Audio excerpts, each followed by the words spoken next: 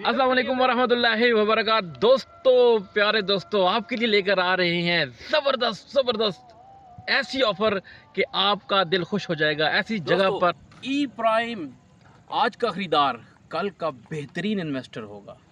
आज मौका है न्यू सिटी फ़ेज़ 2 आर्केड की बिल्कुल बैक साइड पे, और ई ब्लॉक से आप बारास्ता ई प्राइम में आ सकते हैं। ई प्राइम का मतलब है बाकी सब ब्लॉक से एक दर्जा ऊपर। ज़बरदस्त ब्लॉक, कॉर्पोरेट रोड, कंस्ट्रक्शन जल्दी स्टार्ट होगी। लेकिन आज अगर आप ख़रीदेंगे, क्योंकि आज कटिंग स्टार्ट हुई है, आज अगर आप ख़रीदेंगे तो आज का जो बेनिफिट होगा वो कल आपको नहीं मिलेगा। टाइम वैल्यू ऑफ मनी, इसका इस्तेमाल करें। आज की जो वैल्यू है इस जगह की वो कल नहीं होगी, क्योंकि कल इसकी कीमत बढ़ जाएगी। तो देर किस बात की है, अभी आप रब्ता करें हमसे और 5 मरले का प्लाट ख़रीदें। और डीलर्स के लिए नहीं, हम एंड यूज़र्स के लिए लेकर आए हैं ज़बरदस्त ऑफ़र।